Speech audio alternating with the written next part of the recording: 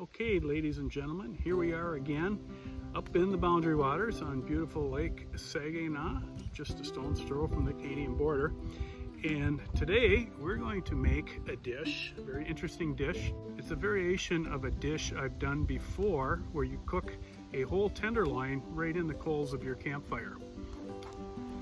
Campfire being there, of course. The name of the recipe is Cerdo al Trapo. It's a Colombian dish, and lomo meaning back, which is where the tenderloin is and the loin is, and trapo meaning cloth. So, didn't want to do a whole beef tenderloin just for me, so we'll just do a pork tenderloin, and it should be a lot of fun. So what I've done is I've prepared my tenderloin with a dry rub made with wild edible. I've got some swamp milkweed leaves, I've got some sumac, I've got some spruce tips, and I've got some rosemary and sage from my garden. And I dried all the leaves and made a dry rub so that's been marinating for a little bit.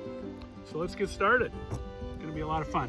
So what we do is we're gonna take this kosher salt, and see this cotton cloth I have here, you gotta use cotton. I'm gonna basically cake this really thick in the width of that tenderloin with this kosher salt. So here we go. And what's gonna happen is we're gonna wrap this whole tenderloin in this cloth with this thick layer of salt around it. And I'm not sure exactly what the science is behind this, but I think what it is, it kind of creates a barrier, kind of like you're, you know, cooking it in ceramic or something. So anyway, that's all I got. So anyway, there we go. We got our bed of salt. I'm gonna take my pork tenderloin, set her right in the center there. Okay, I'm just gonna fold that right over and roll that around in that salt.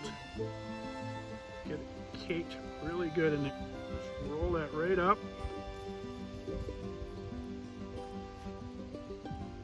Like so.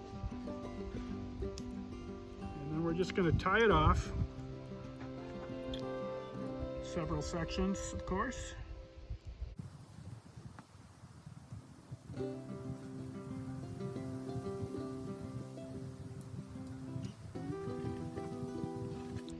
Do the ends first so all the salt doesn't fall out of it.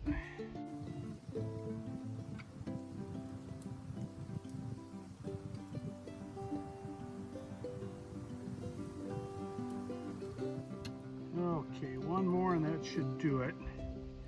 And you want to make sure that you use cotton string here, gang, butcher's twine. So, and again, because we're using pork here, obviously we can't call it Cerdo al Trapo, so we're going to call it Cerdo al Trapo.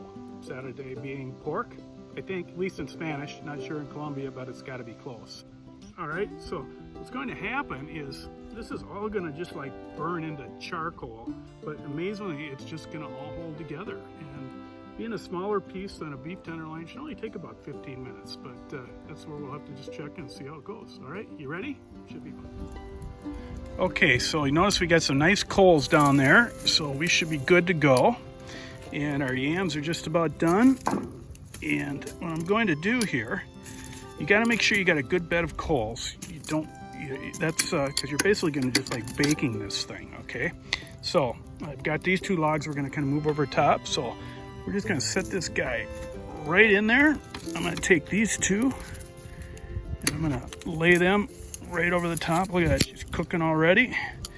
And we'll check back in about 15 minutes and see what we got. Okay, gang, it's been about 15 minutes. I think she's gonna be done. So there she is, still in there. The towel's starting to come apart a little bit, but overall, still in pretty good shape. Let's just take it up here, set on the table. Well, I think we'll maybe let that baby cool down for just a couple minutes, and then we'll see how she came out.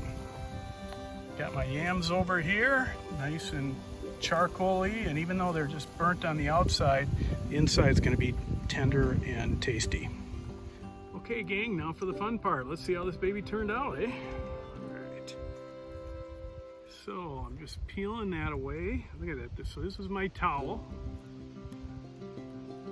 So it kind of created this little crusty cocoon. It's just really cool. So we'll just peel that off. See, you got all that nice salt. It's kind of caking around those herbs. Some nice caramelization right on the pork.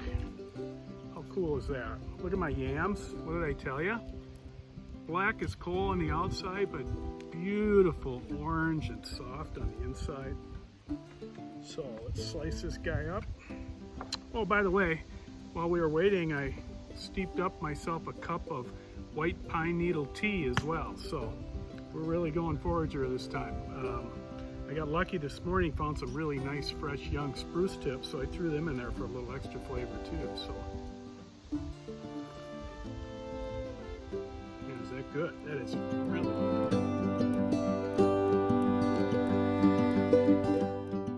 So where's my knife? Where's my knife? Where's my knife? Here we go. The big moment, right? Oh man, this guy is just, I know it's hard to see on the video, but it's like a perfect medium, just a little bit of pink in the middle. So now the thing, let's figure out how to build this plate, make it look nice, huh? So I'm gonna cut a few slices.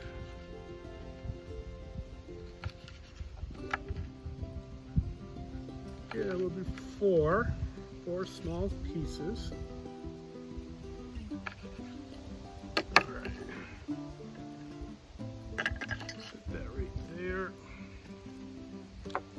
Got our serving plank here.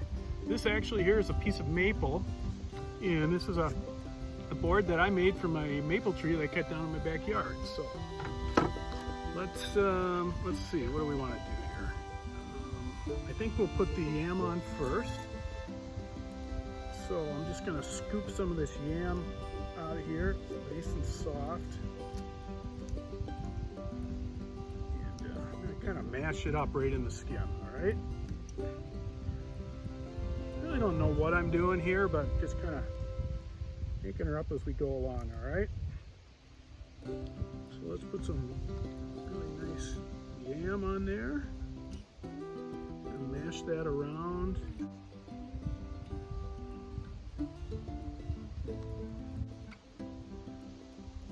Better taste it, huh?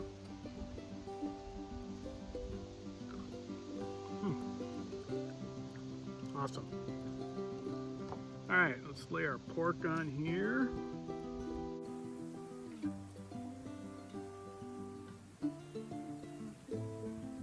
Okay, got our yams in the background. Also, while the sourdough was cooking, I fried up some wild dandelion greens. So let's put a little of that on there. We got some green. A little bitter will offset the sweetness of those yams, so that's kind of nice. I don't know if you know it or not, but dandelion greens are extremely good for you, and they actually taste really good too, whether cooked or in salad or whatever. So let's see. Okay, so we need, since it's pork, we need a little fruit, right? So unfortunately, there's just no ripe berries out right now. I was hoping for I could find some service berries that were ripe, but they just aren't ready. So I brought some blueberries with me. Cheating a little, I know, but you know, gotta have some berries with the pork, right? So let's put a little mashed blueberry in there, because who doesn't love blueberries, right? Blueberry spots here and there. Okay, and then for a little tartness, I've got some homemade lilac jelly that is heavy with lemon juice, so I'll get some nice tartness on there. I think this will be kind of cool. And again, who knew, lilacs, right? So let's put a little of that on there. Put that next to our dandelion greens. Put some next to our blueberry.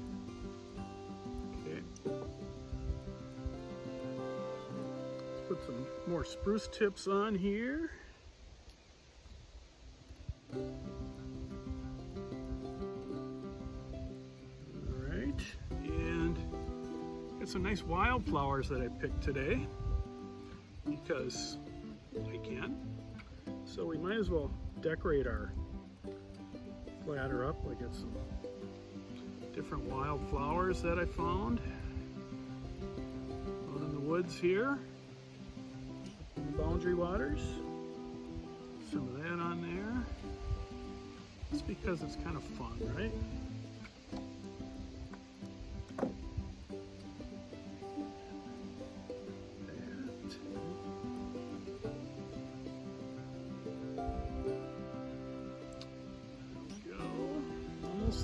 Almost there, gang. We're almost there. Oh, you know what? Yellow's got to go on this side.